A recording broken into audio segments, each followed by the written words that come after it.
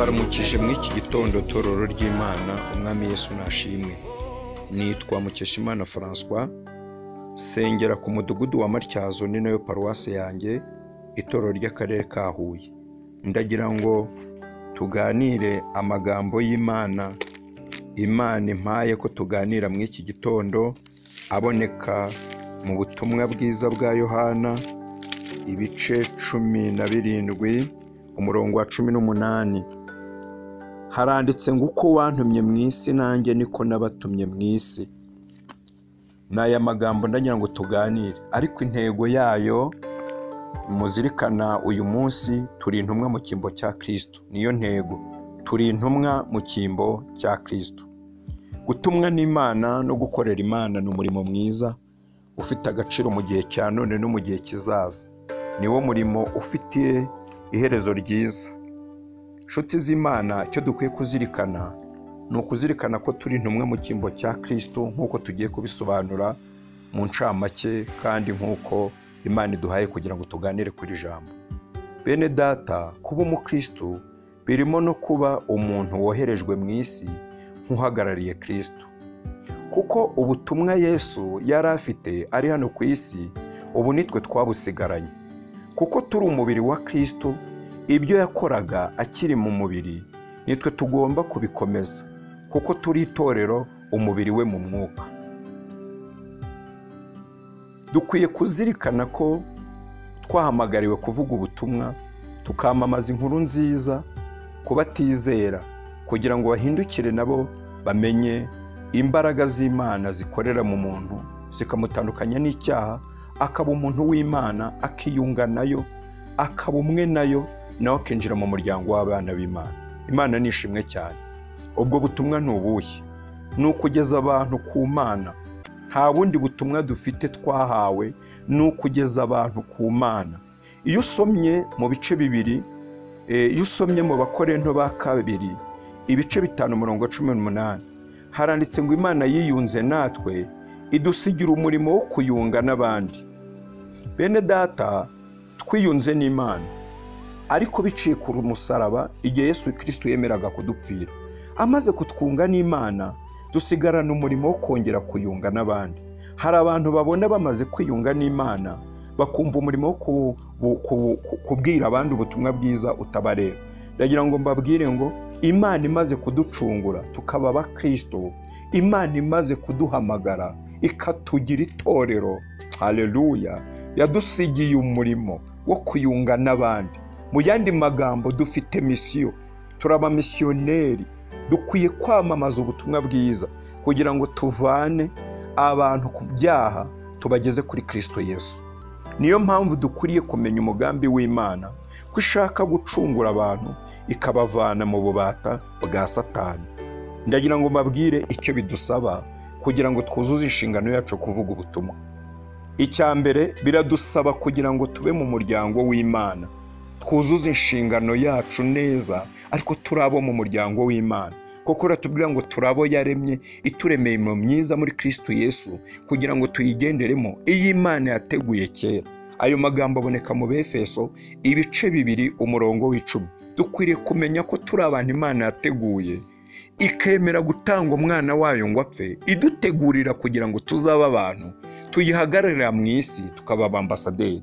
Ndagira ngo mbabwire icyo bidusaba kugira ngo twuzuze inshingano yacu. Akababwira ibintu bikeya kugira ngo twinjire mu mwanya wo gusoza. Icya mbere, kuba mu muryango wayo ni uguhinduka tugasa na Kristo. Kuyikorera ni ukubwira abandi ibyayo.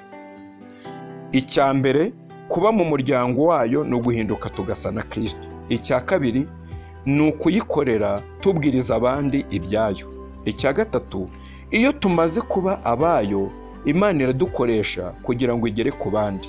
Icya kane, gusohoza inshingano yawe ni ukuvuga ubutumwa. Gusohoza inshingano yawe yo kuvuga ubutumwa ni kimwe mu by'ingenzi biranga ubuzima buhesha Imana icyubahiro. Icya gatanu, gusohoza ubutumwa wahawe ni ugukomeza umurimo wa Yesu ku isi. Imana nibaho umugisha. Bene data, Yesu ntaduhamagarira kumusanga gusa, adusaba no kugenda mu izina rye. Ndagira mbamenyeshe ko Yesu ataduhamagara kumusanga gusa, ahubwo adusaba no kugenda mu izina rye. Uyu murimo urimo ibintu bibiri by'icyubahiro: gukorana n'Imana no guhagararira Imana.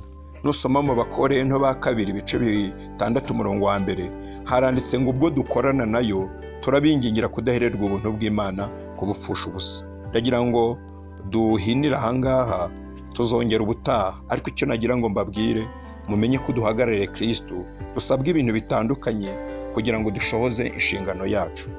Ndagira ngo dusozereze ahangaha. Imana nibaho umugisha. Isuzume wowe unyumva, wankurikiranye ku rubuga, ureba aho ugeze uhindura abandi. Niba waba warabikeresheje, wihane, dusengane Imana. Isuzume rero urebe aho bigeze, niba ubikora nk'uko bisabwa cyangwa warabikeresheje, dusengane Imana. Ndagira dusenga Imana.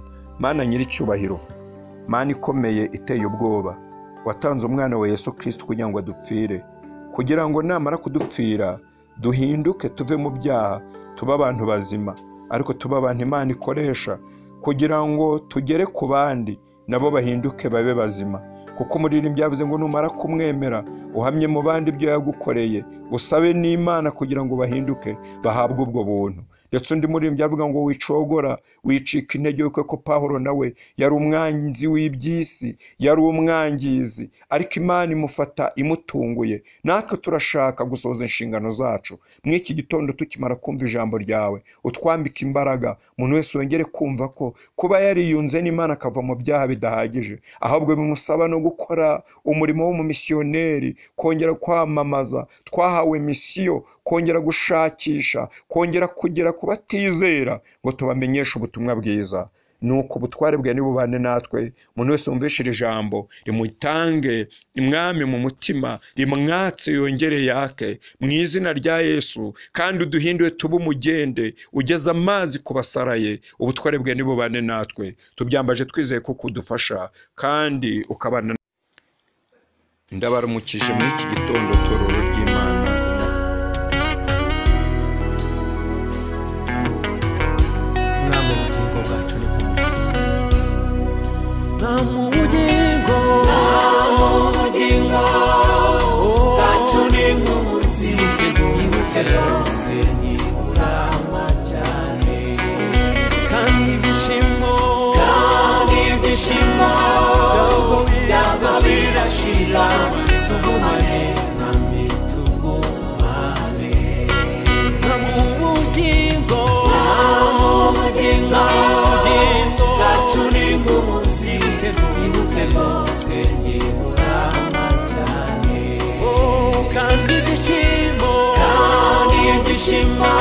Ibyishimo byaba birashira, tugumane nami, haleluya. Kumana nanjye, uko umunsi ukuze, dore burije mwami nagushaka. Imbura abandi bose bakufasha, tugumane nami, kumana nanjye, uko umunsi ukuze, dore burije mwami ndagushaka. Nimbura abandi bose bakufasha, tugumane mwami, tugumane.